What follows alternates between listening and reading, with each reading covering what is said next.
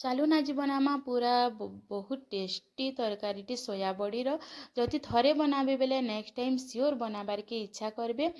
দেখুন ইতে নালে আমি কাଣା কাଣା নেইছেন যে সୋୟା বড়ি মটর চনা আলু নেইছে।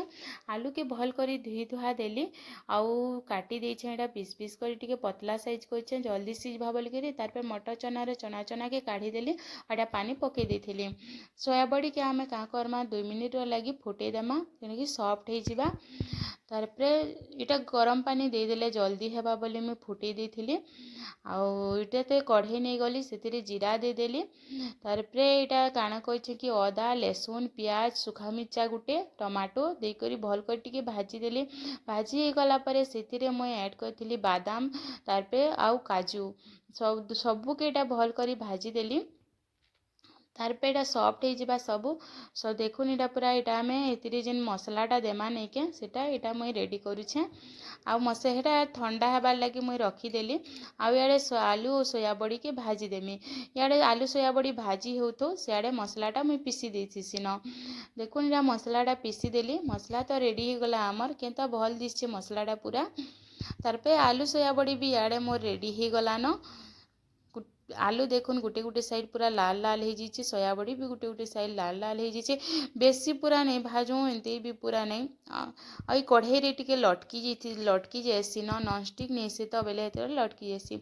तारपे कढ़ई नेली सियाड़े तो आलू सोया बड़ी भाजी गला। तारपरे कढ़ई नेली तेल देदेली प्याज देदेली कटा प्याज देदेली और सूखा मसला एटा देदेली सब्जी मसला गरम मसला और जीरा पाउडर हल्दी और मिर्चा गुंड टिके देदेली। आउ सेटा देदेला परे तारपरे जेन भाजी ही गला परे से मसला जेन बाटी करी रखिथिली सेटा भी देदेली।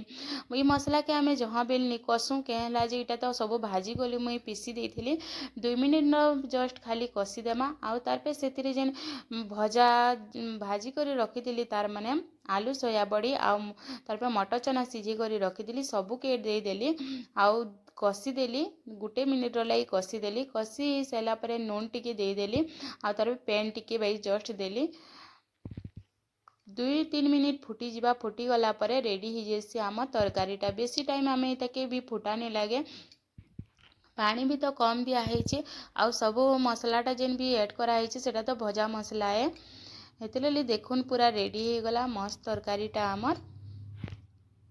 इटा निश्चय थरे घरे ट्राए करूँ बहुत टेस्टी लागसी। ये प्रकार जदि तरकारीटा बनाबे बेले बहुत टेस्टी लागसी। गरम गरम पूरा रोटी भात सबुथिरे खाई पारबे। जदि भल लागला वीडियोटा लाइक कमेंट कर देबे।